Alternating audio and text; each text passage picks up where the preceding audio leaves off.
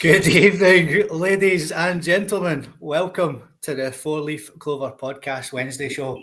Patrick, how has the start of your week been, sir? Oh, brilliant, Scotty. Just been walking on air since we won the league. Sunday for me was just a bit of an inconvenience, really, wasn't it? Like even having to play that game, But I think for our own record this season, it was important that we avoided a third defeat to them.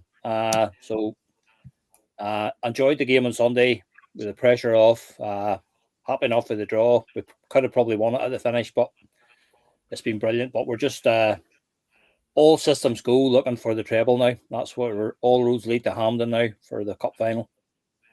Yeah, certainly is, mate. And Paul Boyle there, Simply the Best podcast. Andy, that was a outstanding introduction, sir. How has the start of your week been as well, sir? Aye, all right. Obviously, just jumping on the bandwagon there, Simply the Best. Carry on. Think it'll last very long, but it's good to have a wee laugh at the minute. Just busy with work, mate. Busy. Parked up in another truck stop, but get to talk about Celtic and join you guys, so it's all good.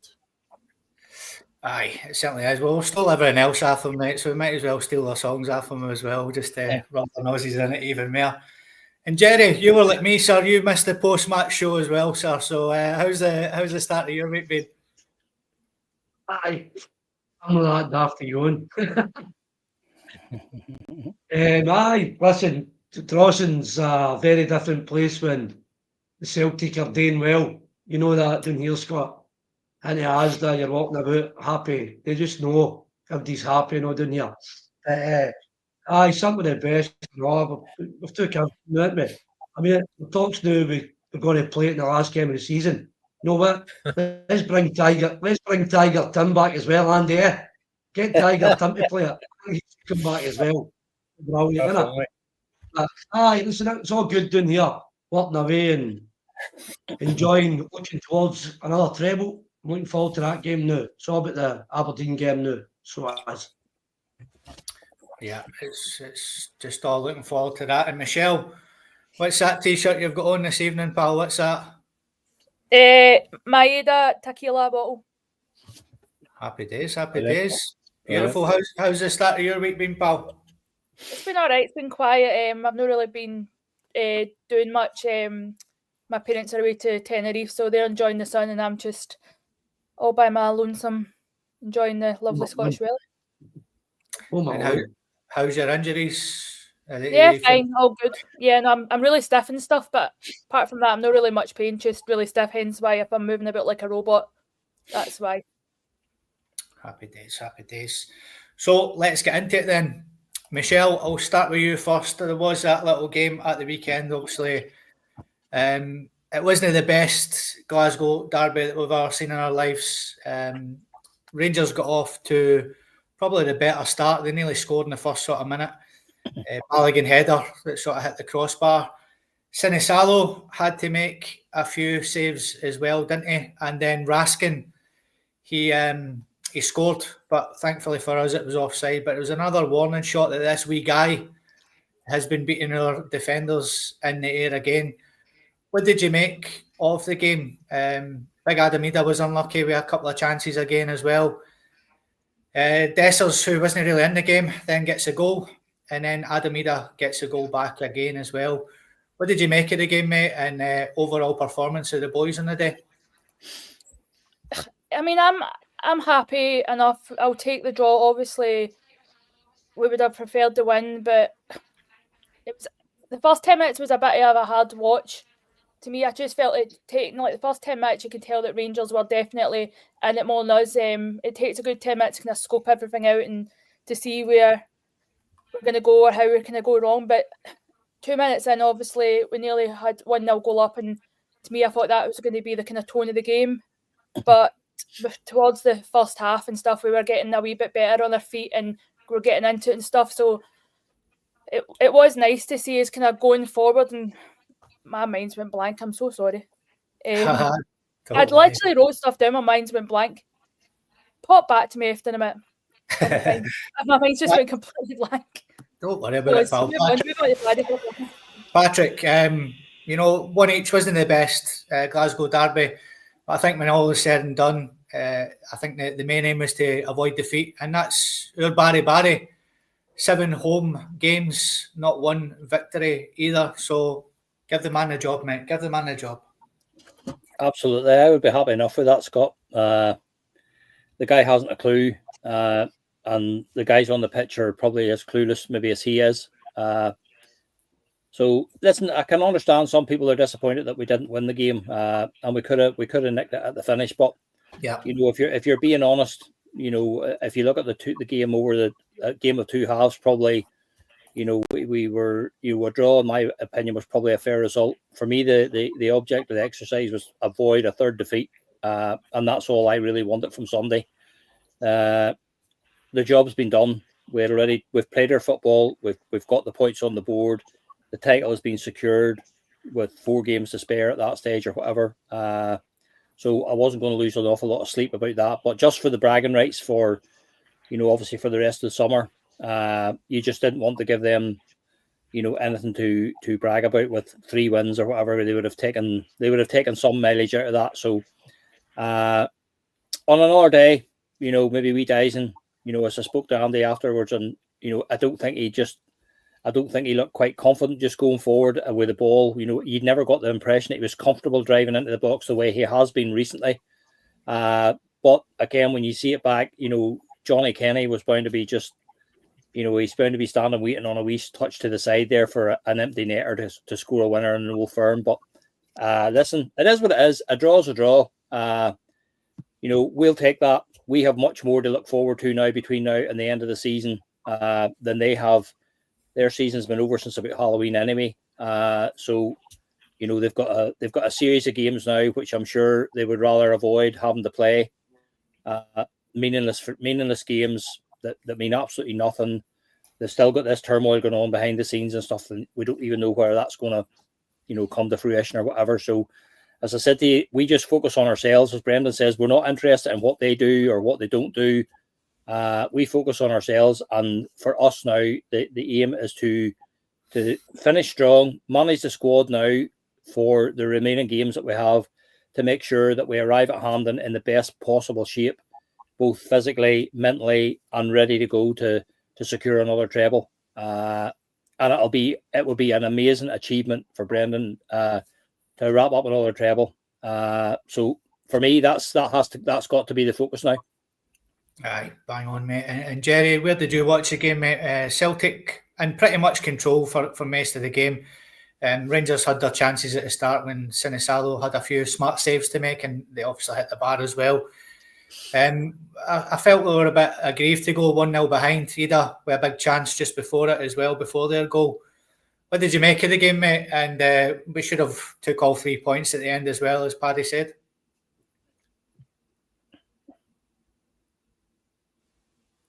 Jerry's frozen. Andy, that question to you then, mate, while Jerry sorts his Wi-Fi out, pal. Aye, obviously, you know, he'd had his opportunities.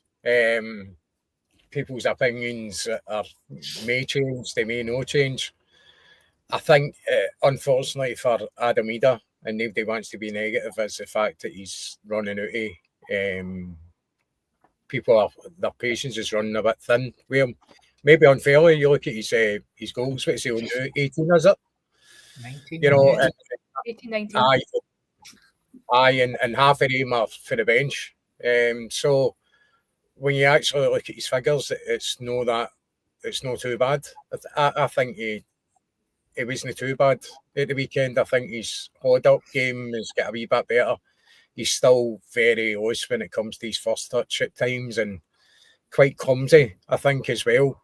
There's certainly still a lot of work today with Adam Ida. Whether that's going to the fact that he's going to be here at Celtic or they're going to move him on is another matter. Personally, I would stick with him. We're certainly going to need another striker. We haven't replaced Kyogo. That's going to need to take place in the summer. We definitely need another striker, and that's a fact. But overall, the game, I think, looking at it, if you're a neutral looking at that game, you're saying, well, that turned out probably the fair result would be the draw. It didn't really bother me that much. I think obviously it will annoy Brendan because he's like a novice in Barry Ferguson, a war header. Outperform him, but he's not been able to beat him yet, and just about every other club's took points off them. I've made them look really silly with at least going a couple of goals up. So that's something we're still feeling today over the last couple of games. So he's not going to be there next season anyway. So it's not something that's going to matter. There is a lot of stuff going on down the road, which I'm just going to play a wee clip here, just let you listen to this. Hey, hello. So the new manager role, reading online now that I think it's Chris Jack said the new manager won't have been at Ibrox before in a managerial role, so that takes Gerrard out, and I suppose Van Bronckhorst, although his name's not really been mentioned. I've seen it come up a couple of times, but I've seen Dicey's name, Sean Dicey's name mentioned. I would actually take him because he's a bit everyone says they don't want a foreign, or not everyone, a lot of people say they don't want a foreign manager. Well, there's no real Scottish guys that fill that role other than Russell Martin, but Dice, one thing about Dice, he would lock the back door. He knows how to defend, and that's the thing we need to do the most, because we do score goals. It's a difficult one. It's an interesting one, but like they pointed out, Rangers are back in training at the end of June, so that's not that far away. That's 6 weeks away for the Champions League qualifiers. And what Chris Jack, I noticed, has said, the current board are not making any decisions now. It's all coming from the States. So that's a good thing. The new director of football, I can't remember his name, sorry. I don't know much. He's heavily involved in picking a new manager, obviously, as well as the CEO. For all I've just said, the current board are making decisions. The CEO is, I forgot his name already. You fucking stupid bastard. The one that's getting abuse at the moment, he's an appointment from the States as well. So it's interesting times. Aye. Look, crock of shite. That is terrible, taking a piss at a man who can't speak properly. Jerry, where did you watch the game, sir? And what did you think of the game? I watched the game with some red wine, so I did, and just chilled out. No, just a few bevies, mate. Took it cool. Keep myself now for the final. But listen, I think 1-1 was a fair result, Scott. I think it was the Rangers. By the way, that's the last 3 league games in the cup game. Rangers have fired out first goal, and we used to fire at the blocks first. So the last 4 games, fans are firing at the blocks. So they are in. I think 1-1 was a fair result. I think everybody's saying about midfielder, strong midfielder. I don't think you need your coaching badges to see what Celtic needs. We need a poacher. So we do. Somebody will get goals with one chance. We need that. A poacher. We need a big centre midfielder. And we need another centre half. A right, solid centre half. Not a centre half. So I think everybody knows what we need. As I say, one each is a fair result. I think you'll like me, but Big Ida taking a bit of stick again as well. So a bit sluggish, missing chances. How easy was it to put James Forrest through with that pass? MD could pass that through. And the big man and man with the goalie, and he doesn't even look confident. He's not even getting the ball, doing it under control. He's sluggish looking. I think he goes in with too many options in his head, Scott. Instead of keeping an option and just sticking to it, chipping the goalie up. Too much time, aye. Yeah. Listen, boys, we're all experts watching and sitting. Understandable, we're all experts. Listen, they can't be too critical because this team turns up when it comes to winning stuff. So for me, I can't be too critical. I think 1-1 was a fair result. I think we play too much football sometimes where Rangers are a bit more direct, looking for set pieces and fouls, and they know how to play us that way. I think we play too much football sometimes. And listen, a great player, and I know it's his culture and stuff, but I wish he would just fucking stop picking the Rangers players up or talking to them. Just leave them alone for 90 minutes. fuck them, no, I mean, just go in there and just don't even look at them, just fucking right in there. So apart from that, Meader, by the way, I mean, Johnny Kenny, no disrespect, it was that player of the years on Sunday night, wasn't it? Yeah. If I was Johnny Kenny, I'd been fucking knitting music all night, wouldn't you? Cut that block across. And I mean, no disrespect, me man's player of the year, brilliant, but I think the more I drank on Sunday night school, I think the more I would have knitting his seed to get that fucking. See, we just slipped that ball 5, that was a game by, wasn't it? Yeah. So these things happen, but as I say, I don't think that wee guy would have bought a pint in Ireland, Paddy, for the rest of his life if he scored that. You'd have been all right in Ireland for the rest of his life. Oh, absolutely. I think the thing with Mike, Jerry, is that he'd been to Japan. I think his wife was due to give birth. She ended up, she didn't have the win. They had to get back for the game. So it was all that travelling. And then it did look a bit leggy towards the end of the game. I think you'd probably put your money on him putting that ball in the back of the net. I think it did look a close and pass. He was burying that. It was a fabulous opportunity. I think there was actually 2 Celtic players, wasn't there? I mean, Aye. let's be honest, he was still at the end. They've been brilliant, wouldn't have? I mean, but it wasn't to be. But I still think I've been hitting somebody's head all night for not passing that handy. You know what I mean? I wouldn't shop about it. There I wouldn't. Just the way I am. But I say, look, I can't be too critical. What's that? The t-shirt. Pierre Guy ran out of steam. The Grand National was get taken over. As I say, you can't be too critical with them. They turned up when they have to, and listen, that's in a nutshell. And that's it. Listen, if it's somebody else be cracking up, because it's Dazzy, even Brendan Rodgers gave him some slack, didn't he? Because of the season you've had. Understandable. I mean, give him some slack. You would. As I say, still as a player, you'd be still knitting his seat all night and that. I think he's the only person not clapping the other night, Johnny Kenny, being up to get his player of the year. Not sitting there fucking still sulking. But listen, it's all about the final now. For me anyway, it's all about the treble. It's all about Aberdeen. Even the league games now, a lot of players should be rested now, to that definitely. Final now. Just take a wee 60 minutes here and there, just to keep them ticking up. Aye, and we'll touch on that on Friday night when we cover the Hibs game. I think it's something that Brendan will definitely look at, resting the players, and it's something that we definitely watch on Friday night. So here is the updated league table. There's not much point in talking about what's happening up the top. Hibs probably will get third place now in front of Aberdeen with the goal difference. I think the talk is down at the bottom. Who's going to be in that playoff position? St Johnstone are definitely gone, we would say. So it's between sort of Dundee and Ross County, who's going to finish in 11th place. I think Dundee are probably the better side at the bay for them and should hold on to 10th. So it'll be interesting to see if Ross County are strong enough for that playoff game and manage to stay. I think, Scotty, is the start that Hibs had and the start that Aberdeen had, and look where they are now. Yeah. That really is a season of 2 halves in it. They've totally flipped.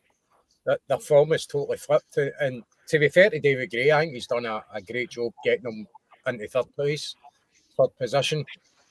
And Aberdeen just capitulated. I think it was Hammond they took it Hampden off the us actually, because they were flying to that point. And I always said they are doing very well, but let's see how they react to a defeat. And it wasn't just a defeat, it was an absolute pumping.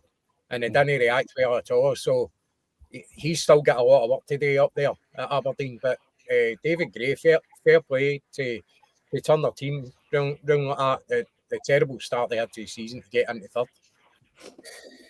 Yeah, so just going back to the game then, ladies and gentlemen, there was a massive, massive talking point before kickoff was the tifo that the Rangers fans put up in the stand about the rebel scum.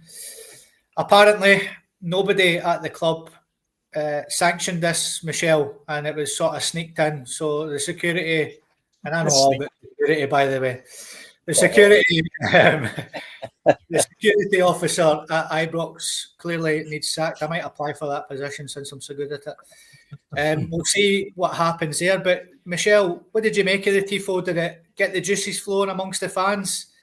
There was also, the unsavoury scenes inside with the Celtic fan, you know, to with the Ibrox disaster and things like that that's came out as well.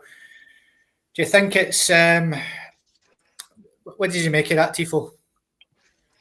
Did not bother me in the slightest. I just feel like it was just made into a big hoo-ha, and it really didn't need to be. There was more important things going on, like stuff getting chucked on the pitch. I'd say it was more kind of important than that. Like, there's going to be, everything's going to be offended. They're going to get offended by something.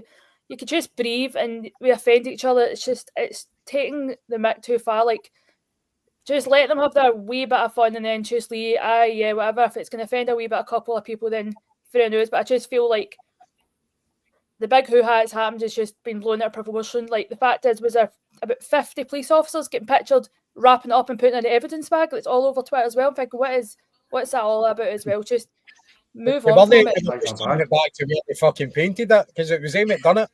Some size of bag they have. No, honestly, the pictures online, if you Google it, it's crazy. There's like 50 police officers carrying it and wrapping it up. I'm thinking, Jesus, man, you're thinking you're carrying a dead body. It's just a damn tifo thing. Like, bleh. Honestly, there's the more important things to discuss than what they display in a football game, because we don't care. I think some opinions might differ on that, Michelle, as we go around the panel. So let's have a wee few slides, Paddy, before I come to you, sir. The Rangers Fan Advisory Board have been locked in a robust exchange of views with the club bosses over the controversial banner unfurled by the club's ultras ahead of the weekend clash with Celtic. The provocative banner, featuring Graham Souness holding a shotgun with the words, "Take aim against the rebel scum," was unfurled as the players entered the pitch for the first time ahead of the 1-1 draw at Ibrox. Unsavoury scenes dominated the day, with a Gers fan throwing a bottle onto the pitch, and a Celtic supporter was spotted making gestures related to the Ibrox disaster. The Gers issued condemned the bottle throwing and the tifo in a statement writing, "Rangers Football Club condemns the actions of an individual who threw a bottle during today's match. This behaviour has no place at our stadium. Steps have already been taken to identify the person responsible, and the club will take the strongest possible action once their identity is confirmed. We also acknowledge that the tifo displayed prior to kick-off crossed the line and was unacceptable. Our approach to supporter displays has always been built on trust, with the responsibility placed on groups to exercise good judgment. We will reflect on how these displays are managed and engage with the supporters groups to ensure the right balance of trust, responsibility and oversight is maintained moving forward. Rangers is proud of its passionate fan base, and we all share a duty to protect the standards and reputation of the club." And finally, but after a scheduled meeting between club chiefs and supporters umbrella group, the Rangers Fan Advisory Board, the fans grouping said, "We met with the club today and robustly conveyed both our own views and the strong sentiment shared by fans. This part of the meeting lasted 90 minutes, and the minutes of this will come out as a priority, with minutes of other topics discussed to come out afterwards."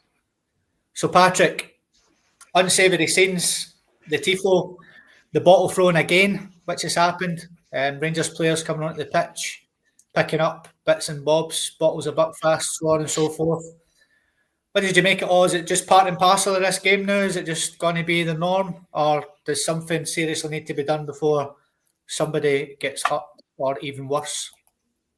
Well, we'll look at them. We'll look at them in isolation, Scotty. First of all, the bottle thrown and the objects on the pitch. It looks to me as though it's just been accepted now. That's what's happening. And I'm just disappointed that Celtic are not taking a firmer line.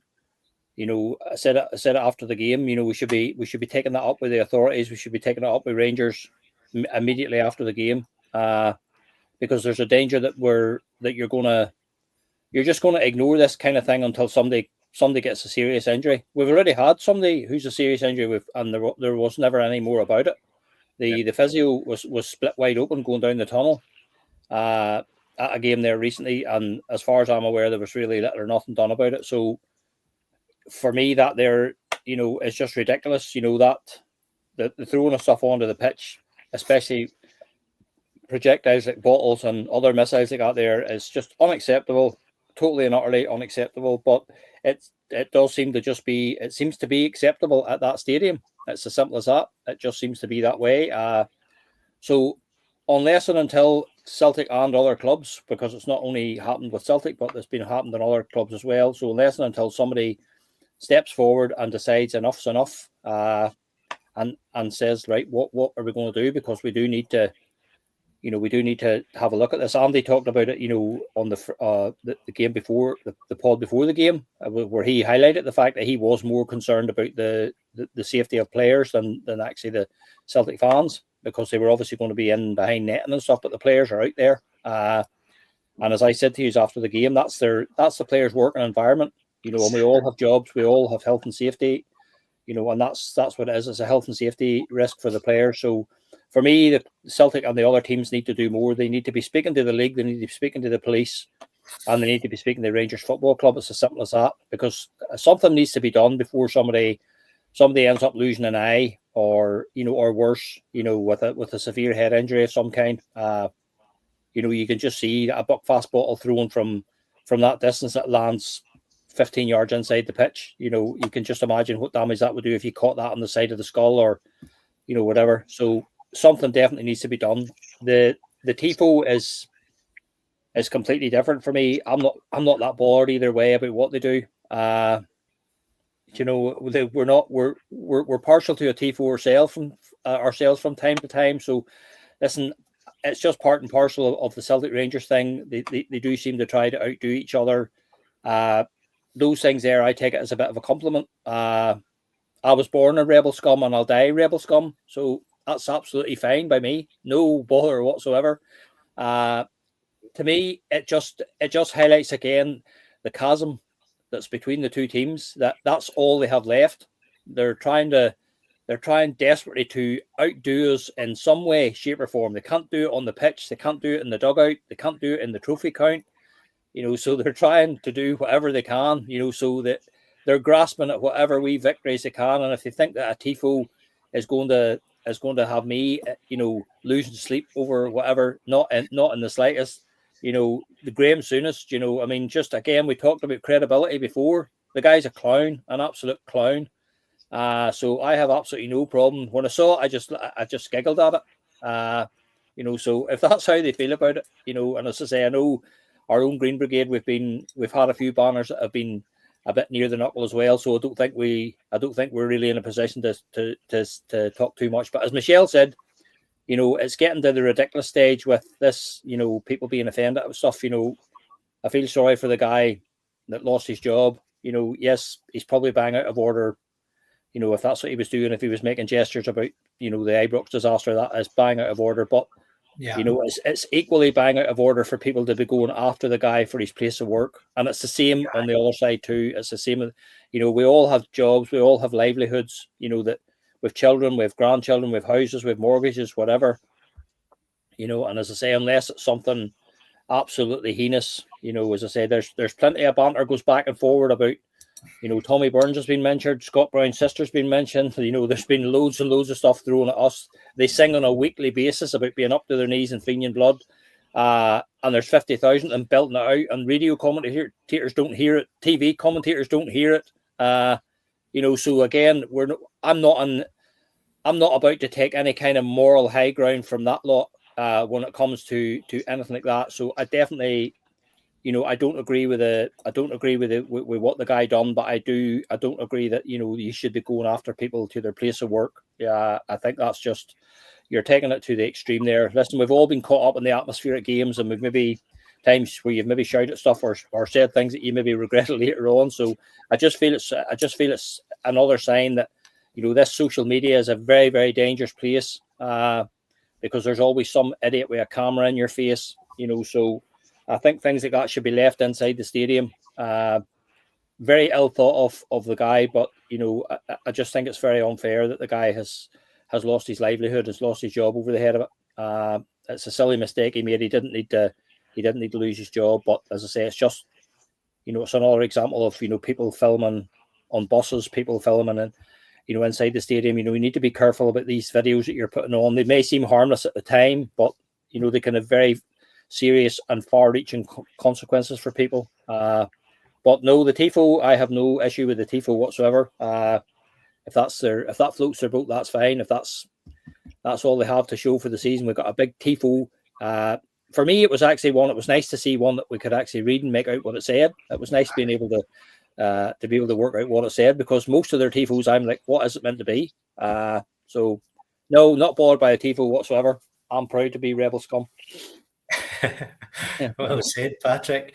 Jerry, obviously 2 points, mate. The tifo and the bottles, etc., and the other paraphernalia that landed on the pitch. Somebody mentioned there the players should just walk off. Should it get to that stage where the players need to start making a point? Or, where do we go? There's netting around the fans already. 2 points, mate, the tifo and the stuff getting flung on the pitch. What's your views on them, mate? Walking off will go against you. I think that'll be worse for us, I think, if you do that. I think there's teams there walking off and cause more bother for yourself, you know what I mean? But listen, there's things here. Tifo, I'm a bit with Paddy Michelle. I'm not too bothered about it. I'm just letting them do their own thing. Listen, you see, you go to the football. Listen, I'm not an angel myself. There's always no angels, but there's lines you just don't cross when you go to these games or go to the football. There's just lines you just don't cross, and some folk do it. And I just think you've got to get arseholes everywhere. It doesn't matter if it's a football park or fucking we'll pick the dog shit up or park in a disabled space. You're just going to have these people. That's what they do. They're just out to do this. So for me, the difficult thing with me, the bottle thing's just getting. This is getting worse the more we're winning, by the way. It's getting worse. It's getting worse as it goes on. The more we win, the more it's getting worse at Ibrox. The Tiffle stuff and that, we're talking about one of the fiercest rivals in world football. And it's you did this and we did that, and sometimes a bit embarrassing. When it comes to wee silly things, it's a bit embarrassing. So it is. But as I seen somebody mention security, no English Scott. Where do you start queuing up at 12 o'clock for a 3 o'clock kickoff? How does that go? You can't search every day. Football's long enough now with VAR and stuff like that. So you're not going to queue up for 3, 4, 5 hours to get into a football game. Security just can't. They'll not do that. You just don't want them to be an arsehole. It's up to them. Just don't do it. Yeah. So for me, it's not the securities. For me, it's just don't do it. To me, just fucking, what bad do you go up on a Sunday and you're getting changed to go up to the football and you say to yourself, I'm going to fucking do something today. No. Yeah. What fucking bit does that come into you when you get up to enjoy the football? Just sometimes people are just fucking crazy. But as I say, the more Celtic go on, Scott, the more we win, I think the worse it's been getting. So I think the Celtic board really need to do something about it now, because obviously get a net for the fans, but it's not the fans, it's the players and staff and stuff like that now. So Celtic really need to kind of maybe bring it to light with them now, because it's getting worse. And as somebody says, throwing a bottle for that, for us that, and actually writing that head, fucking a bad one. Yeah. And what are they going to do then? They're going to say, I wish we'd done something about it. You can't just wait till something serious happens. It's time to... Listen, I'm not for all this one where the stadium gets shut down and take points off them, because you can't do that. You can't. There must be ways we can do something. Do you know what I mean? But as I said, but for the tifo and stuff like that, and obviously the guy losing his job in that, listen, it's a bit much the job wise, but listen, you can't be fucking doing that. There's people there with families, split families, who's they respect. My granda was for Govan. My granda was at the Rangers game that day. It's a Rangers man. That's fine, that's you did. But my dad was at the Celtic end as well. So my dad was only a young boy with his cousin, Scott. So they families didn't know what was happening even the next day. They knew folk were no back in the house for, you know what it's like, you go out again on a Saturday, sometimes you don't come back to a Sunday. But the wives were happy to see them that day, the next day, for the first time. So for me, things like that, nah. You just go to try and hopefully decent supporters stick the persons in. No, stick the guy in. The one person throwing the bottle and stuff. And it's a hard one. The Celtic will need to have a thing we do with the Rangers and SFA about it before somebody gets hit with that bottle. That's a few bottles now, isn't it? It's a few now. That's about 4 games now. 5 games. There's been something, Mind you had Scott. the coin chucked at Engels as well. But we try to say Engels made that up, innit? Then they're trying to say another Celtic fan might have sneaked in How at can the you make home up end with stuff. TV? It's just, listen, just get the arsehole and get it sorted. It's just mad how folk go to the games and want to just, you know what I mean? Listen, 90 minutes, we know what we're all like in 90 minutes. You get, I've seen my own friends and even myself at times. That 90 minutes you just get. I mean, I wouldn't like to see my wife take me on a video in here now. Do you know, you've been a wee bit embarrassed for yourself. Yeah, But that's what it does to you. It does take a lot of us. But don't cross the line. Just don't cross the line. Yeah.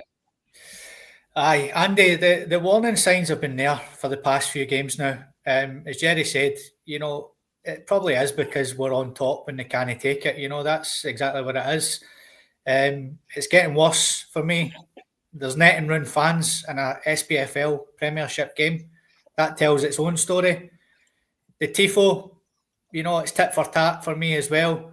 It was a bit sort of shocking. What did you make of the tifo? What did you make of the, you know, the bottle throwing, and where do we go for here, mate? This isn't just the last few games. This is years and years and years. Scott, you can go back to instances, and it predominantly is at Snake Mountain. Remember the boy coming on, running on the park, trying to attack Scott Brown. Various other instances we could go on and on. And at Linfield, remember, we played at Linfield and the bucket bottle came on. Yeah. So it's inbred in them, in their psyche that's the way they think is normal. And I think we've got to the point now that it happens that often that it does seem normal, you know, because no consequences are faced. That's a problem. They behave different in Europe now because they're hanging on with a thin thread that they are going to be chucked out if they start misbehaving again. It's different rules in the SPL, different rules when it's domestically. That's how they push the boat out a wee bit more. Personally, on the tifo, I couldn't give a shit. It doesn't offend me one bit. But other things, and I wouldn't say it offends me, but I have spoke to people that are offended by, after we took the song off them, Simply the Best, at the start of the game, then they started singing No Pope or Rome. So all the sectarian pish started right at the start of the game. Yeah. And the problem they've got now is their investors are sitting watching that. And not only their investors, but people that are involved in business and all that. That's why Rangers are now coming out with statements condemning this. They wouldn't have done it in the past, but all of a sudden there's a takeover coming over, so they've got to make out as if they're actually responsible, taking the responsibility to try and control their fans, which we know is absolute bullshit because they've never done it in the past. They like to come out with statements about other stuff, about other clubs, but no their own club. When it comes to netting, the netting doesn't need to be around their fans, it needs to be around their fans. And it's got to be right at the front to stop anything coming on to it. But that's the state we're getting to. We spoke about it before this game, and I did exactly say that. It's not the fans I'm concerned about, it's the players and the staff, because they're the ones that are constantly being targeted. So at what point, and who said walk off the park? Was it Jerry or Paddy? No, I said somebody somebody in the comments said it, mate. That's what I would do. See, the next time we go there, and if anything comes on the park, I would be taking the players straight off, right off the park, and just say, this is getting too much now. So our player safety is paramount. Yeah. I mean, it got to the point at Snake Mountain, they said that Chris Sutton wasn't safe. Yeah. A man trying to do his job as a pundit on TV was refused entry because they couldn't guarantee his safety. Yeah. That says a lot to me. And Lennon, Aye, Lennon as well. Honestly, an absolute scum fan base. And that is why people going about the atmosphere and all that. That's why I wouldn't miss him at Celtic Park. Yeah. I really would. And I really wouldn't miss going there either. It is good beating them there, don't get me wrong, but even the thought of giving them money makes me sick. And the fact that the players are under attack every time they go there. something's got to be done. It's an embarrassment for Scottish football. This Yeah. game has been streamed out to millions of people. Yeah. And what they're seeing. It's What just happens if you move the games to a neutral playing field going forward? doesn't matter. Yeah. Still the same people gone. Oh, God, Doesn't matter. Awesome. I know, but like say Hampden, for Inside example, different place. things, can you reach the pitch on Hampden if you chuck things? I know that's not the point, obviously, but You can't even see the fucking pitch for the seats. I mean, throw it. somebody chucks something, nobody's going to get hit. Fatima Yeah, Whitbread will have been there with a Rangers tap on. Fucking. See, the thing is, I shouldn't even be talking about this tonight after the kit. Was it Kitman or the doctor? Who's the one that Celtic ran to get stitches at Ibrox a few years back? I think it was a physio, one of the That was physios. one of the physios. Yeah. So it's, Probably and it's all of still happening after that. What else have you to do? Well, that's what I said, Jerry. You know, I think they need What to else look have you at Celtic need to be looking at pushing the agenda, and you know, if it's happening, as Andy said, as regularly as has been happening, you know, they need to look at closing the stand. Simple as that. Hit them in the pocket where it hurts. You know, so if it comes from the Govan stand, if it comes from the Copeland Road stand, wherever it comes from, shut the stand. It's just say, listen, shut a stand for a game and just lock them out. Simple as that. Lock them out of their own stadium. So that way, a lot of them wouldn't get to the game, and it would cost Rangers thousands in lost ticket revenue. You know, so they really do need to look at doing something, because, as Jerry said, you know, when it does happen, and it will happen somewhere, you know, and some player gets a serious injury, it could be a life-changing injury. As Jerry said, if a bottle thrown from that speed that lands 15 or 20 yards onto the pitch, if that hits you in around the temple, in around the top of your head, wherever, at the back of the head, you know, that can be a life-changing injury for any football player. And that's the thing about these idiots. When they're throwing bottles from the stand, there's absolutely no guarantee that it's being thrown. It's going to hit a Celtic player or anybody else. It could hit one of their own players. It could hit a linesman. It could hit an official. You know, it could hit a ball boy. It could hit a cameraman. You know, whatever. You know, it shows you the mentality of them. There's just zero control over that. So I just feel definitely that Celtic need to be doing more in terms of asking questions about, so what's the plan? Because there doesn't seem to be a plan. There just seems to be a process of right, well, let's manage the bad publicity again and hope for the best the next time. You know, again, listen, There's too much hoping for the best never changes. This is the same. This is the same. The goalkeeper no hit with something. I hit with a vape. We're talking about a stadium. We're talking about a stadium where the police and the match commander actually visited the Celtic dressing room in the New Year game to actually warn the Celtic players about, if you should score a goal, you need to A, be careful about your celebration, and B, be careful about where in the stadium you're doing that celebrating. Absolutely ridiculous. Yeah, you know what I mean? So this is what I'm saying. When it's getting to that degree that clubs are being asked to, you know, to play football under those circumstances in that stadium, well, then I think it's way past time that Celtic spoke up and done something about it. I would much rather that we speak up and do something about it than wait until we get any player. It doesn't matter whether they cost 1 million or cost 20 million, but I would much rather that they spoke up and asked for action before than wait and react to somebody getting a serious injury. Could you just imagine if, like, going back, as Michelle said, to that Arnie Engel ones, just imagine that Arnie Engels had lost an eye. You know, that's the guy's livelihood. The guy has a contract with Celtic. Celtic paid £11 million for that guy. You know, and he's on good money. He'll be on good money. There's, you know, there are ramifications there for that for footballers, for their livelihood, for their career, the future career. You know, it's just absolute madness that we're in the year 2025 and we're still talking about this behaviour that's from the dark ages. It's just ridiculous. But we need to step up as a club. We need to the club need to speak to the police. They need to speak to Rangers Football Club, and they need to speak to the league. It's as simple as that. Because action has to be taken. We can't just sit and wait for the next time that happens and just hope for the best. And you know, because there will come a time where you're going to be dealing with a serious injury. No question of that. Sorry, Jane, on you go. Surely the physio one. To me, how serious does it have? That's serious there. Yeah. And physio going to hospital getting stitches, that's as serious as it can be. Yeah. And we're still 3 seasons later or 2, and still nothing's happening. Yeah. So It's mad. It's mad how nothing's happening with it. Andy? I was just wanting to touch on the Tifo again. Alan McCoy was asked on TalkSport what he thought about it, and he says he didn't see it.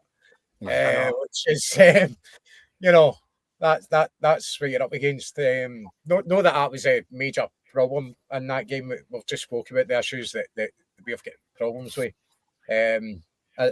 Again, I don't know. It's where do you start with it? But I agree with Pat.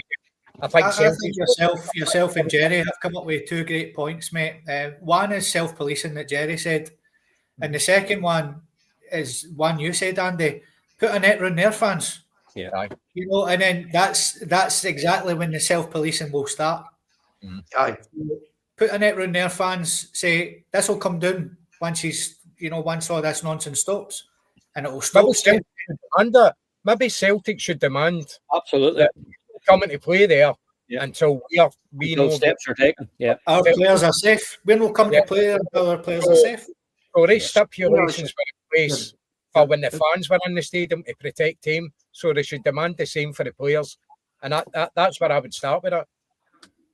If you put your season book money and they take the Rangers game off you because they shut your stand, I'm not going to be slow and going like that. That's a guy there.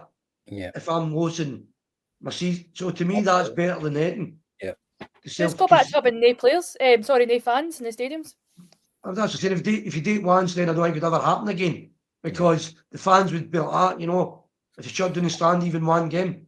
I'd want to see it wouldn't happen again. You'd still get one person who'll probably do something. You'd be hated by fucking both fans, us and Rangers, because you done through a bottle. Because you'd be cracking up if you missed a game. They shut down the Jockstein because somebody's through a bottle. And I miss a game because of it. Yeah. Fucking, it's ridiculous, man. As I said before, what bad disease people decide fucking brushing their teeth on the fucking Sunday go up to the game. I'm going to be an arsehole with you throw a fucking ball at somebody. Yeah. Fucking ridiculous. Jerry, it's a cop out by Rangers anyway, because listen, any of us, the next time you're in Celtic and the next time you're inside Celtic Park, just have a look around you, look above you, look to your left, look to your right, wherever you are in the stadium. There's cameras everywhere. Yes. There are cameras all over the place. So it's an absolute cop out for Rangers.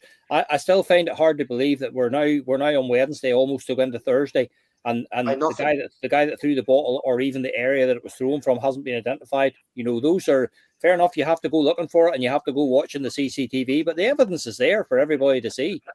So they should be able to identify the row that it came from, the seat number, all the rest of it. So it's just a major cop out from them. And as Andy said, that's what happens. It just seems to be, right, well, there's another incidence of bottles being thrown on, or somebody has been hit by a coin, or there's been a fan has run onto the pitch or whatever, but there's never anything in place to say, right, well, how do we stop that happening again, or what do we do? It's just, right, well, we'll just manage it the way we always do. We'll sweep it under the carpet. That'll be talked about for 3 or 4 days, and then we'll forget about it again. So Celtic need to highlight this, and as we said before, that's how they need to highlight it.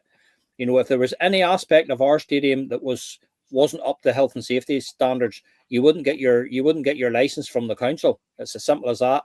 So if Celtic had we had a game postponed earlier on this season because of a storm the night before, and there was a section of the stand that wasn't safe, Celtic had absolutely no choice but to call that game off because they couldn't risk playing that fixture, and that's exactly what I'm saying. So that you need to take steps. Celtic need to insist that steps are taken, because you're bringing your multi-million-pound players and staff to that stadium, and they're not safe. They're absolutely not safe. They're at the risk of a serious injury. From the minute they walk out onto the tunnel till the minute they walk back into the changing room at the end of the game, and it's just not acceptable. For me, it's just unacceptable. We shouldn't have to put up with it. Celtic should definitely push this issue and ask that as a requirement to get some kind of protection up if it is nets. And then just say to the SFA or the SPFL, our players will go there. If you don't do that, put the protection in place. Yeah. If any of our players are harmed, you are getting sued. Yeah. For insurance reasons. Yeah, there's lots of things we could do. And Jenny sorting out friendlies this week, isn't it? Too busy sorting out friendlies instead of sorting out fucking safety. You know what I mean? Yeah, that's true. So Jerry said that sometimes we can't make out their tifos. So I've got a close-up for you anyway, Jerry, just in case you did miss it, mate.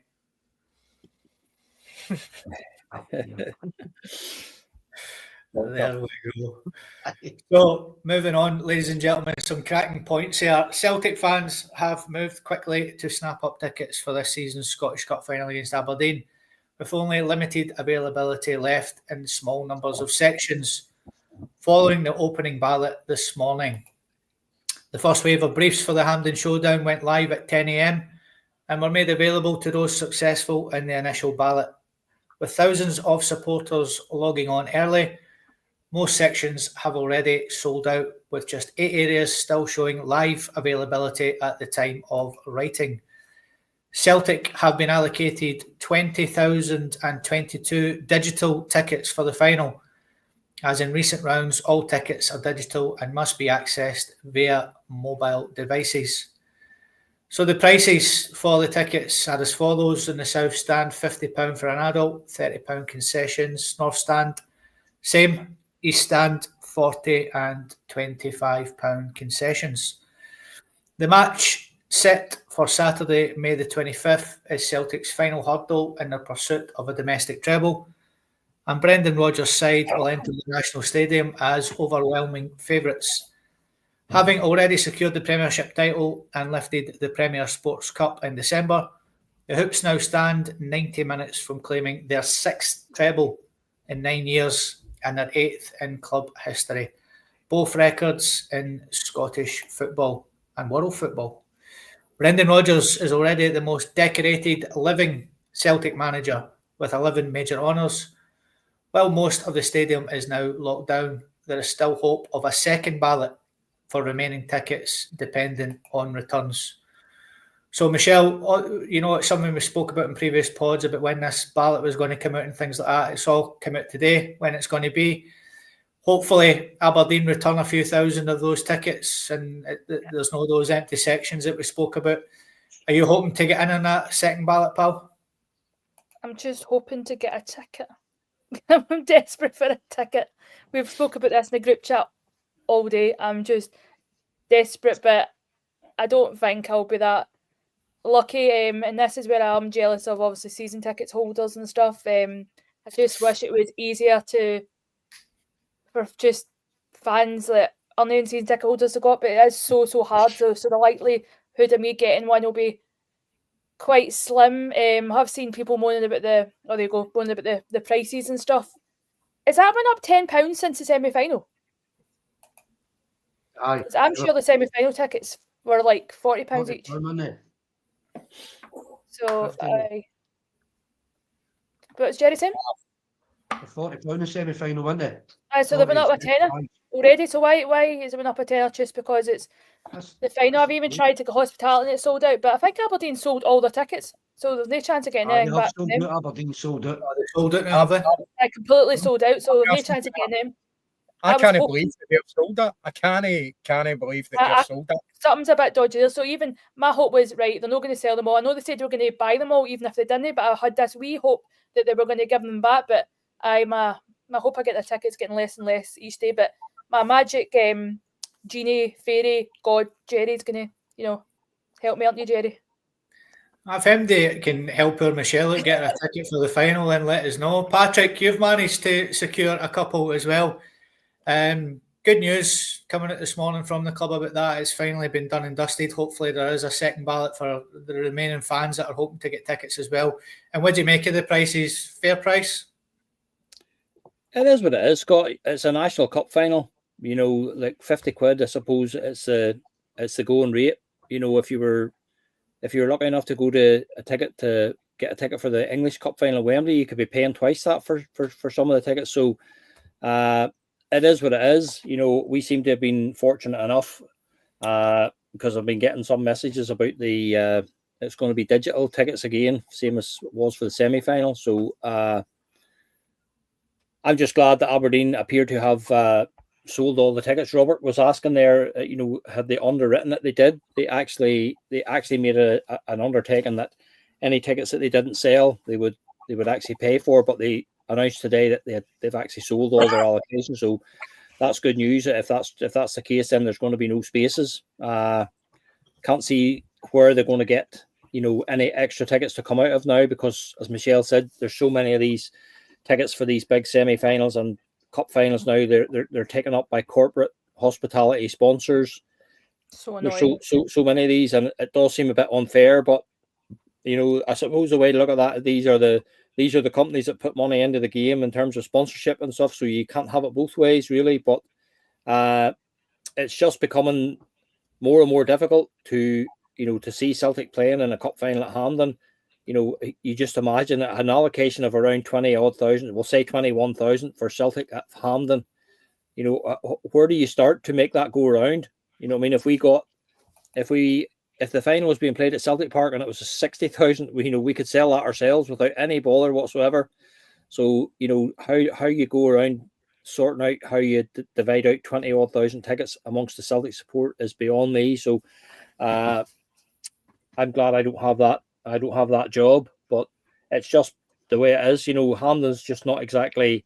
It's not exactly built for cup finals. It's a wonderful stadium in many ways, but in terms of the number of people that it holds now for major finals, it's only there'll only be 50,000 there on the day. So as I say, if this was being held in a stadium of 100,000, Celtics fans could probably have a go at selling it out. Especially to see a treble being won. So just well done to anybody who's been fortunate enough to get a ticket. If you still haven't got one, don't give up. There may be tickets become available, but it is what it is. And you see some of the viewers there. It seems to be what's happening. It's just the price of getting to these big games. Champions League games are another one. Cup finals, cup semi-finals. It just seems to be the way it is. The ordinary fan just seems to be being priced out of that now. If you've got the money to go, brilliant. If you don't, it's a problem, but it goes with the territory of being successful. It certainly does, mate. And I noticed in the comments here, Jerry, £100 to go and watch Taylor Swift or £50 to go and watch Celtic win another treble. Come on, it's a no-brainer. Yeah. Aye, could we get Taylor Swift on the subs bench in? Listen, it's Michelle, even being a season ticket holder, it's still hard to get a ticket for these games. You're roughly one in every 3 season ticket holders. So what it is, Jerry? It's just like, I'll be happy if everybody in Aberdeen who's bought tickets actually turn up.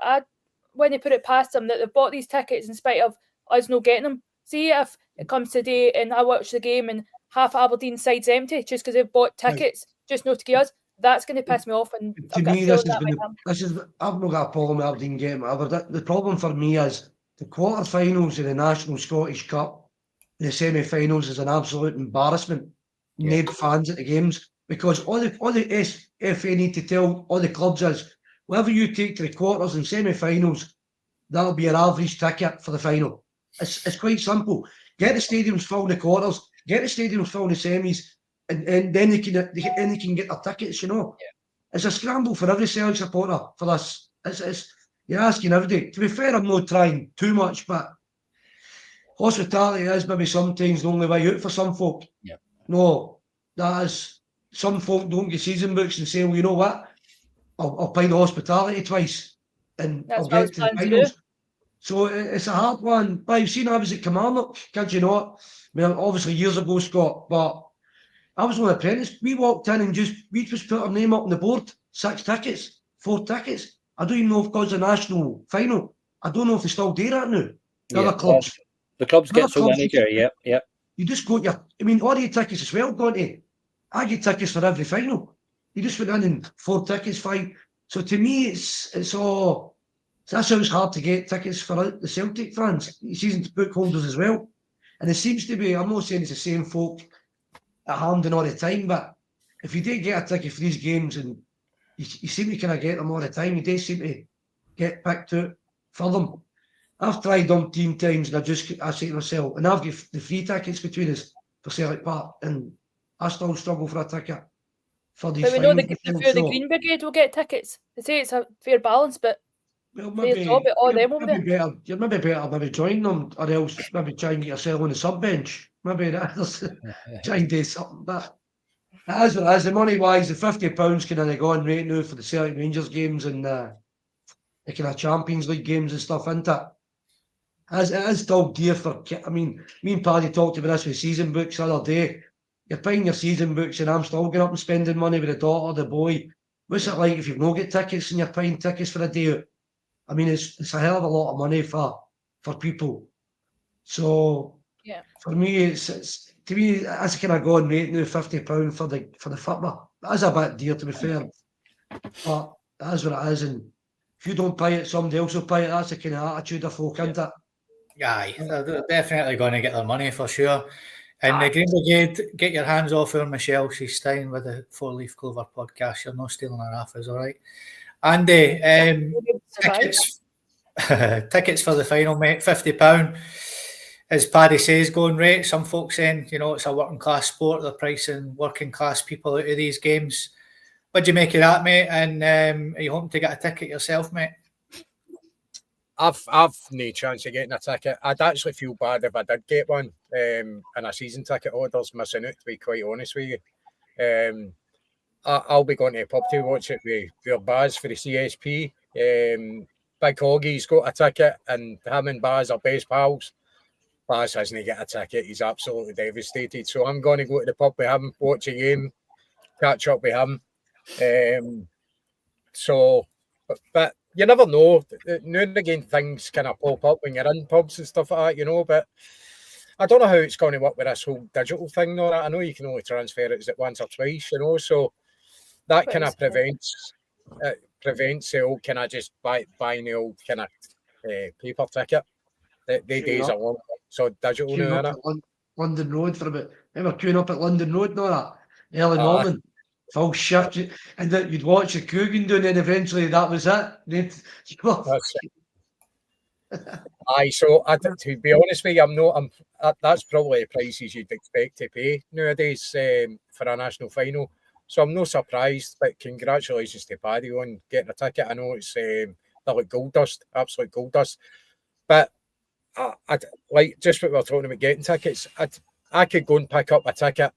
And guys like Paddy who go to just about every single game travel out of Ireland and getting a ticket. That's the kind of injustice of it, isn't it? Yeah, like you said, mate, it's some people do get them that never go to a game and so on and so forth.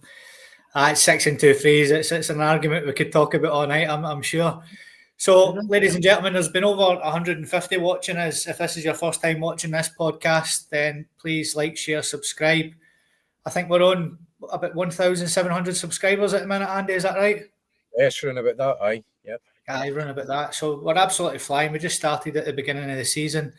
And Paddy, we're also sponsored by the Planet Celtic Facebook page, aren't we, as well, mate? You want to give them a wee plug, pal? We are.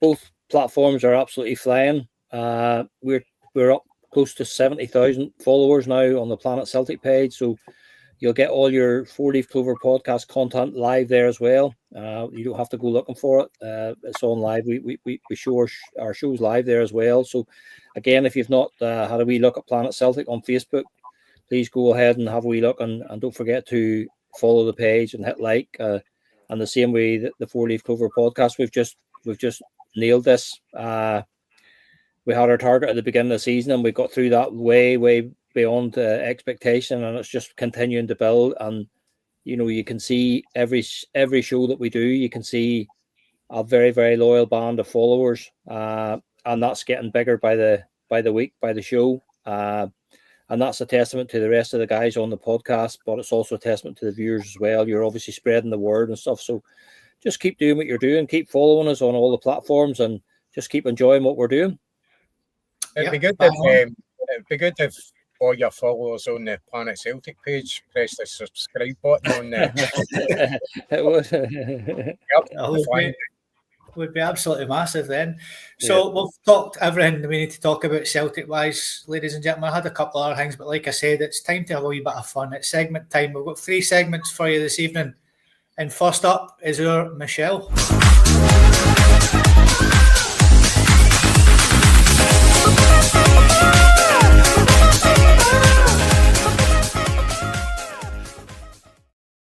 Take it away, pal. You need a rain intro there, which is good. I know, I'm quite happy with that. It just took me like 10 minutes to just chuff the gift. Right, so basically, I've got 8 questions, and each answer, the second name of the player starts with a letter A and then corresponds going down the alphabet. Okay. Does that I don't make even know sense? the alphabet, Michelle. It's getting worse every week now. Oh, you've got time to log out if you want and go back to, is it Saltcoats, Jocelyn, you went to? I went to a special school. Oh, I couldn't tell. Yeah. I'm not joking. So I'll give you like a hint on a question, and basically you have to answer the player's name, but the second name will be the start of the alphabet, and so on, so on. So it'll take maybe kind of 3 sections to do it. So the day will be like 80, like H or something. Yeah. Okay. Make sense? Okay. Okay. Yep. Right, so question 1 is the youngest ever Celtic goal scorer. Oh, what was his name again? Oh, yes. Yeah, got it. Oh, let's see. Yeah.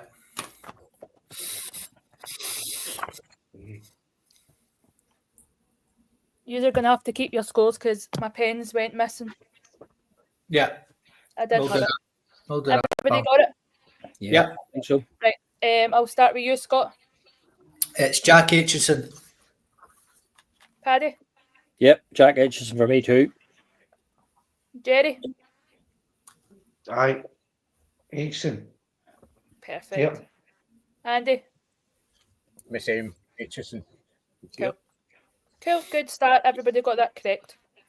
Right, so the second one, catchphrase was, he's gonna get you. Oh, Oh, a podcast favourite. Yes. The answer to every question. Not actually been mentioned tonight, to be fair. Aye. Everybody got that one? Yes. Yep. Are you in the whiskey, Paddy? I'm not, Michelle. No, it's just the brown stuff. Brown lemonade. Right. Paddy's Right. not even mentioned, by the way. He's been kicked out of the house. Look, he's in the motorhome Michelle, tonight. did you know, Michelle, did you not get your email? It's water only now. Aye, I'm on the Coke Zero. I had my Prosecco before I came on the channel. Terrible. Okay, we'll come to you, Paddy. I went for Bobo Bally. Cool. Andy? Yes, it is Big Bobo. Jerry? Feed the baldy.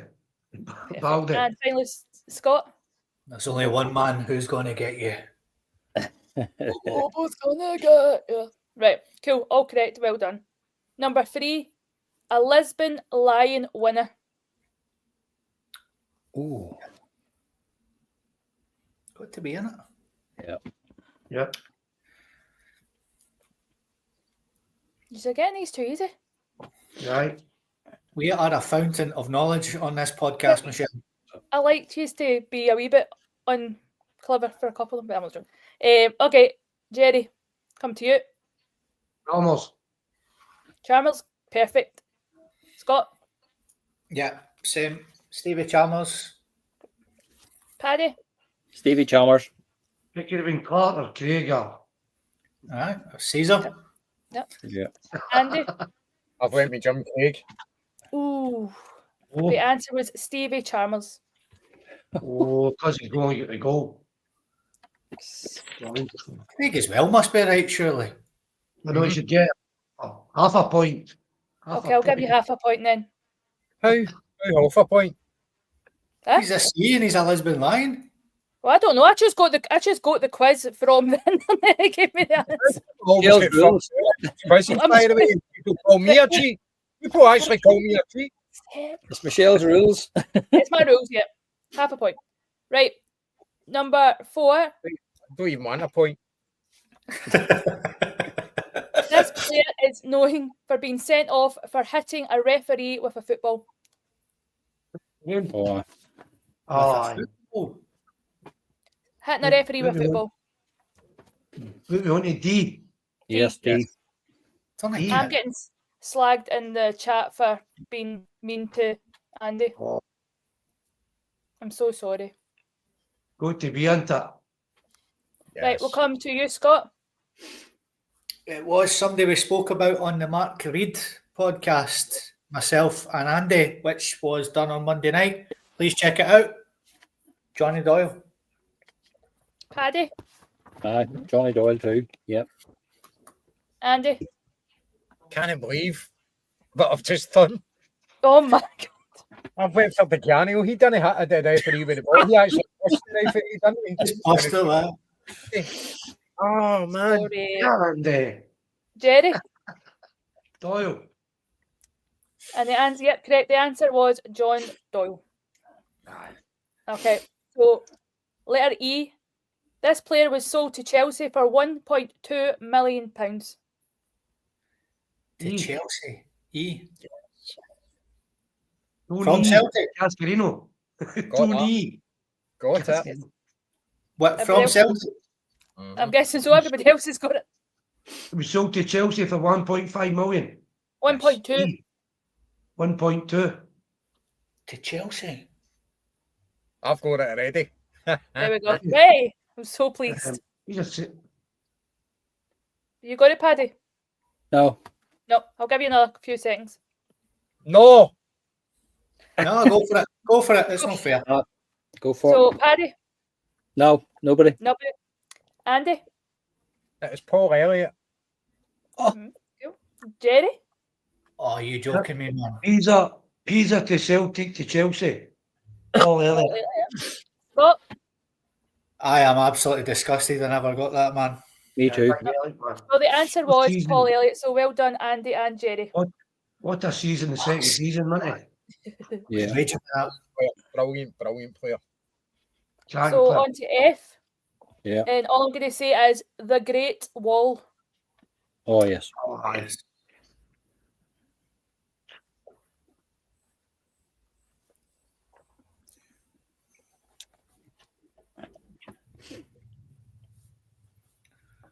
Yep, ready? Yeah. Okay, I'll come to you, Andy. Big Fraser Forster. Jerry? China. You say the Great Wall? Yes. Fraser Foster. China. You see it? Yes. Perfect. Scott? It wasn't a Dewey anyway. Right. Foster. Yeah, you all got that one correct. Yeah, Big Foster. Chat saying this is too easy, but every time I gave them something, it's too hard, so I was trying to be nice to them today. That's because you cheat when you do it. Oh, wow, that's a bit harsh. Rightio, so next one is G, F, and G. the clue is one season Danish wonder flop. Oh, aye. I've got it. Oh, I can't fucking see him. Aye, I know who it is, but I can't mind. Oh, Was she Danish? Sure, he was Danish. I think so. Definitely, aye. Who? I've got the people in the chat, I've got it, so Go for it anyway. come to you, Jerry. Oh! guy that lights fireworks off. Garrison. Yep. Scott? Garrison. The maddest human being on the planet. Oh, don't get Tommy on. What'd you say, Scott? Tommy G. Tommy Gravison. Paddy? Tommy Gravison, yep. And Andy, I don't know if you've got this correct or not by your reaction, but I'll ask you anyway. Correct. I've went for Guidetti.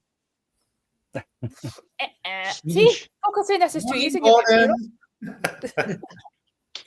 right, and your Morning, final, and your Number final 8. one. Oh, what are you doing? Right, your Number final one tonight and clue is when the ball's in the air, it's not big. What? No? When the ball's in the air and it's not big. Not big. Aye, I know who it is. Ah, right, aye, clever. H. H. H. What? When the boy's in there and it's no big. Sounds a bit dodgy and you're reading it. H.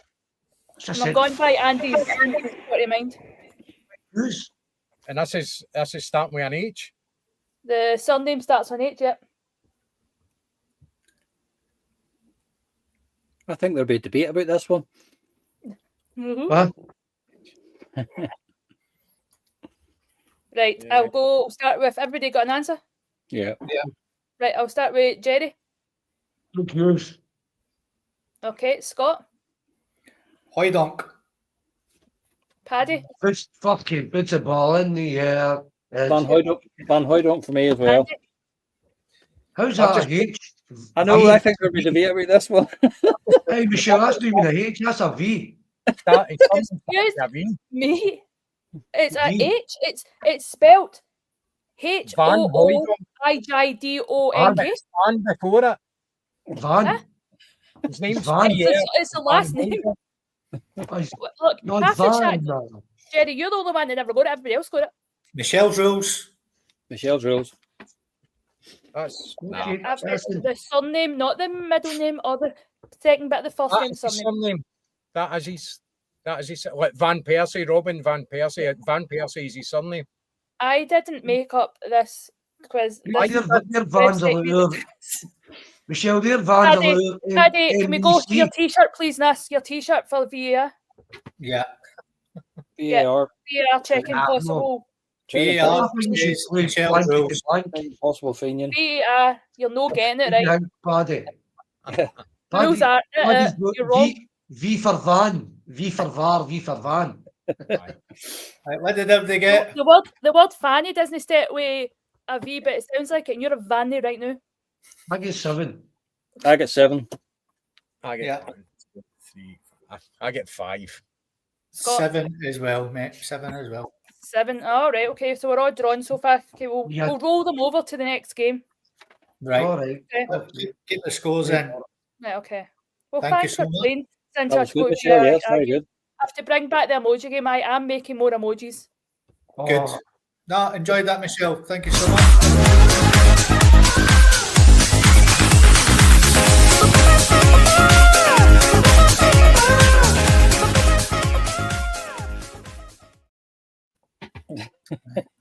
Michelle's banned. I've been told I need to go wash the dishes. Oh, Huh? that's terrible. who said Right. that? Next up is our Andy. Andy, it's time for Who's that player? Oh, I use that player, so I've got 5 players for you. Faces blank to it. I want you to tell me who the player is. Here is player number Oh, 1. there's my pen. Put my pen. Oh. right, I've got it. Had to blank the number out as well. That's easy, that, Roger.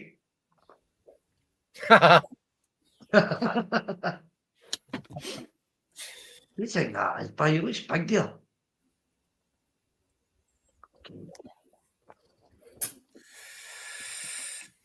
5, 4, 3, 2, 1. Right, Scotty, let's start with you. I'm going to go for him because he was his besto westo and the wee face on him. Jamesy Forrest. Lindsay Forrest. Oh. Michelle, Forest. Forrest as well. Paddy, Jamesy boy. you as well. You look very big for being James Forrest. I'll say He did Griffiths. look a bit muscly. I'm going with Griffiths. It was the most decorated Celtic player in history, James Forrest. Get size of that head there, man. Besto westos. The biggest it's ever looked. It's not as big as his arse. Bring back Um, Michelle's quiz. No, Here is- apparently it's a. No. That was good. Here is player number 2. Number 2.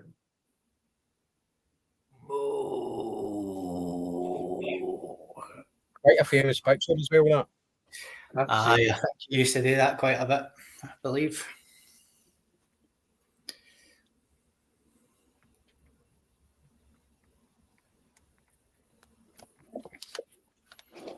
For the goals. 5, 4, 3, 2, 1. Patrick, let's start with you. I went for Scott Brown. Brownie. Michelle, Scott Brown. What cheating on you? Jerry. Lustig. Lustig. And Scotty. I thought it was Lustig at first as well, but then I changed my mind to Balrooney. I want to change your mind. I You don't want to change your mind. like to change Somebody's a it. sore loser. I It see you was think that, Scott. Good, Yeah. Bruni. Bruni. Oh, Rooney. Okay, Jerry. looks So at him with his lovely hair and that now, doesn't he? He looks cool as fuck now, doesn't he? Scotty's on 2, Michelle's on 2, Paddy's on 2, Jerry's on hee-haw. I need to start cheating better. Andy. Here is So player, that's cheat on one. What a lot of crap. here's player number 3. Oh, that was.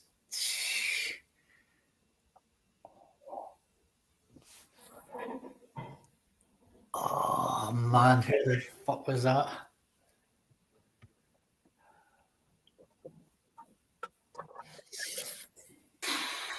I think I've got it.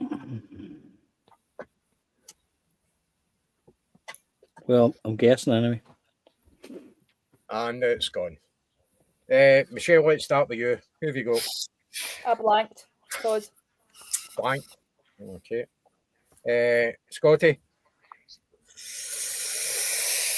Fuck, it's one of the two, man. Abada. Abada. Oh. Jerry. Bada. Abada as well. Paddy, who have you got? I went for Lee Labada. Oh, Looks like who scored against Rangers. Was Rangers win it? aye. It was Abada against. Yes. Yeah. Well done. Well done. Player number 4.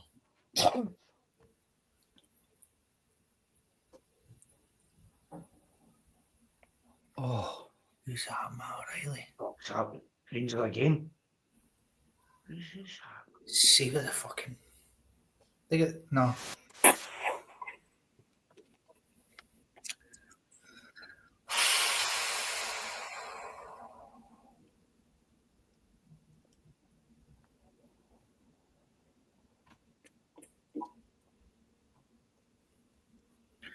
Has to be, man, because It's only one. It's only one it can be.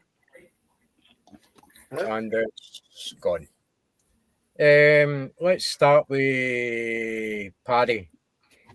I went for Jota. Yep. Jota. Jerry. Jota. Jota. Michelle. oh, Jota was my first one, but I changed to Dio. Patati. Frank McAvenny. Huh? Scotty. I've went for Giacomakis, mate. Giacomakis, Dio, Giacomakis. Jackie Marcus. I'm scoring against Rangers. I'm just trying to think. He's scoring against Rangers. I'm like, that's what I was thinking. It looks like a Jota celebration, right enough, but It I was looking was at the boots and looking who scored against Rangers. You know what I mean? Jota. aye. Jota, yes. Well done. So, Scotty, you're on 3. Michelle, you're on 2. Paddy's on 3. And Jerry's on 2.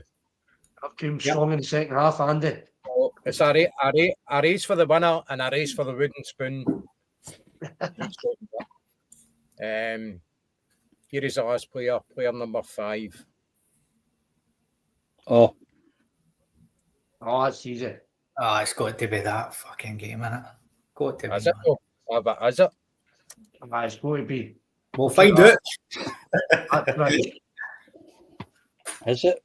Is it? But Just be Careful. careful. Choose your boys carefully. Yeah, I know. Right, okay, Scotty, who have you got? French Eddie. Right, I changed it, mate. Jerry, who have you got? I had Dumbelli, but I changed it to Edward because of the. Oh, you can't change your mind, mate. You can't. Oh, you can't change your mind, remember? You know, change your mind. No, I can't. Nobody else can. All right. Michelle, who have you got? Edward. Party. Odson Edward. Odson Edward. And of course, it was French Eddie. Well done. Yeah.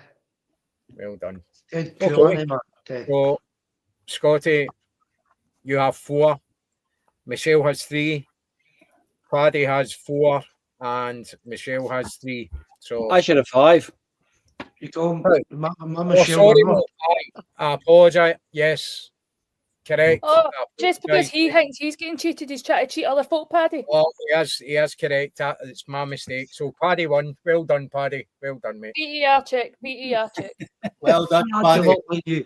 Paddy, you actually look like you seriously are in the VAR room tonight. Did it? I was Big Dallas. That's look it there, like- Jim. You look like you look like you've got Higby game tonight, the Argentinian game at 10 o'clock. They can't do any fucking worse than what we've got anyway. So, Andy, thank you so much, sir. That was. Who's that player? Love it. So, one more segment to go, ladies and gentlemen, and then we will bid you farewell. And it's time for.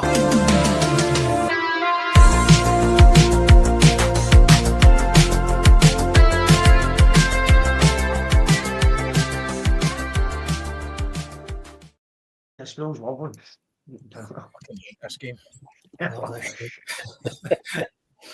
Right, so I've got another belter of a conundrum for you this evening, ladies and gents, and it is our rivals at the weekend, the Highbees. Oh. So these guys have played for Hibs and for Celtic. I've got 5 for you as ever. They start off pretty easy and they finish off hard. Hopefully, that's the premise of the game. So, first up for you this evening, ladies and gentlemen, is Ravine. Ravine. Write that down. Your 30 seconds.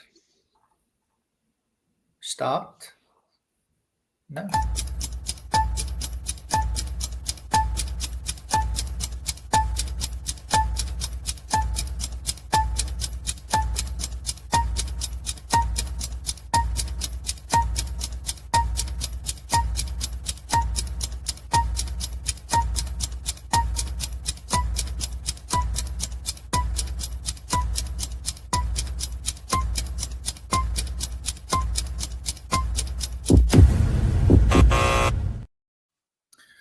Ravine. Now I need the full name of the player, not just the conundrum, because I know that he might struggle here because this can separate the men from the boys.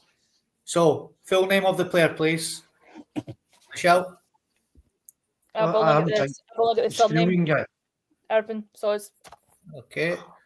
Australian guy. So, I'll come to Jerry. You've gave it away. Who is it? I've had doing the Magnum. The Magnum and Irvin. Magnum PI. It's Irvin, but what's his name? Paddy? I went for Gary Irvine. Gary Irvine. Jackson or Jack or something. Andy? There's another Jack. one. Irvin. Jack. I managed to figure out Irvin, and the only reason I get Jackson is because we were actually speaking about him before we went live. I know, I told you before the game. Was he Australian? Was he Australian? Australian, aye, buddy.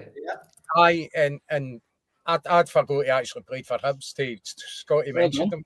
Him and We were talking about him before the pod. St. Pauli. Aye. He's actually the captain of St. Pauli. It's Jackson Irvin. I say Jack. Yeah. Sweet guy used to have a ponytail, didn't he? He had a ponytail. He's still got it, mate. He's still got it. He's still got a mullet and a tash. Just for everybody, by the way, I watched a thing with him and Paul Slane last night on St. Pauli, and it's absolutely brilliant. So go onto YouTube and check that out as well. It was absolutely fantastic. So Andy, the only one to get that. Well done, Andy.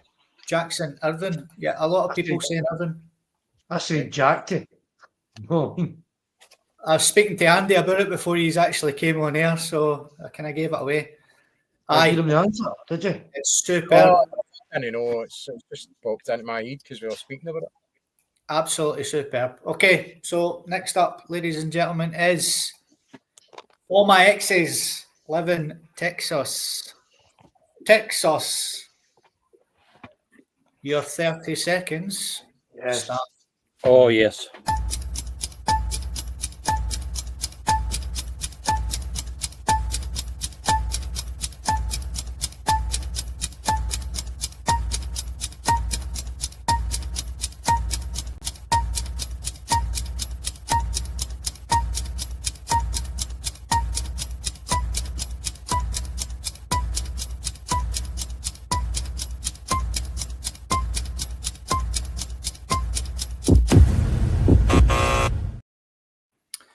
Texas. So, I'll come to you first this time, Patrick. I went for Phil? Anthony Stokes. Yep. Jerry, I Anthony Stokes, mate. Andy, Hee-haw. Hee-haw. All right, Donga. You were actually in the lead there as well. Well, normally I'm last, even. Michelle, Tony Stokes. Yes. it was Oh, the man. main man Oh, man. himself, Tony Stokes.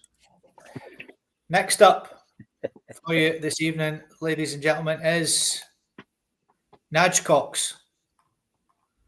Naj Cox. Your 30 seconds. Start now.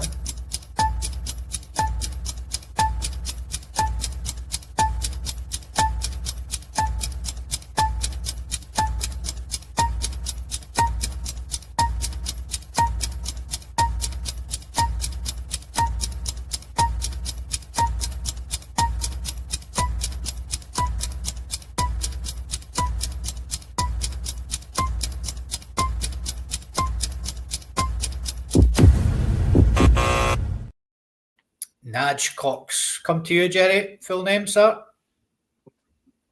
That's it, mate. Alan Jackson, mate. Dan Jackson. Andy. The same, Darren Jackson. Michelle. Dan Jackson. Dan Jackson. And Patrick. Yeah, Darren Jackson. It was indeed Darren Jackson. Had a night out with him years ago in Edinburgh. Some character he was, man. Deary me. Or still is. Sorry, still is. Darren Jackson. He actually played for Hearts as well, didn't he? Yes. Played for Hibs and Hearts. Yep, Darren Jackson. Well done. Just keep an eye on your scores, folks. Next up is something our Michelle needs for a night out. Some good mess. What? Good mess. Your 30 seconds. Start now.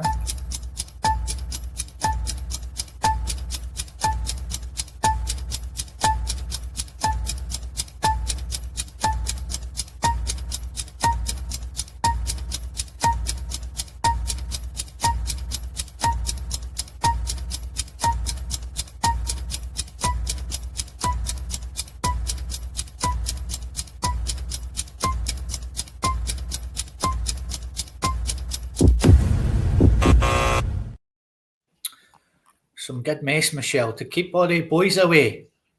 I don't even get that. Oh, it's before your time. Where your heat. Andy. Yes. You Who have you got? Yeah. Aidan Moody. Aidan McGiddy. Michelle. Aidan McGiddy. Patrick. Aidan McGeady. And Jerry. Nothing. I didn't even see the hang, mate. Right, mate. No worries. It was Went that quick. our Aidan McGiddy. Let's see in Aye. the comments. Aye, a few people got it. P. McLaughlin, James, Plunge, Kez. Yeah. Poor John Shirley. And Plunge as well. Cool. So, last one for you this evening, ladies and gentlemen, is remember to write this one down. Right. Horse Den. Horse Den. Your 30 seconds start now.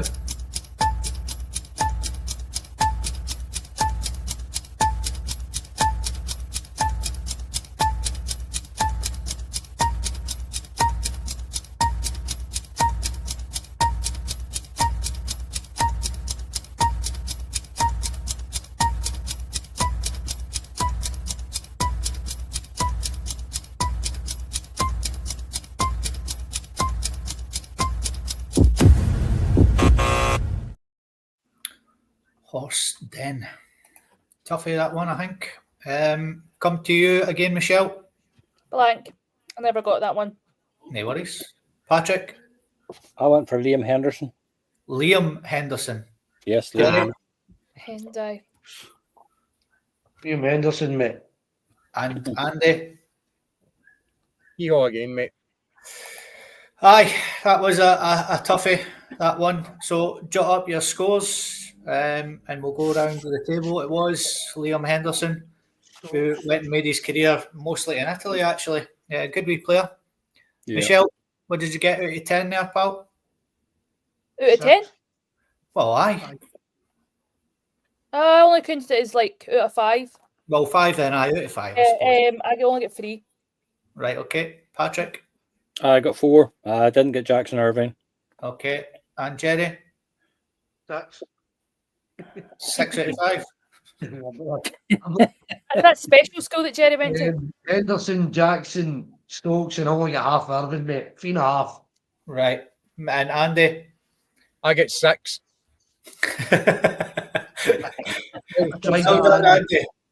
I get the first name and the second name, so I get 3 right, so technically 6 points. So I win. Aye, Andy wins it, right. Well done. Ladies and gentlemen, that was your conundrum.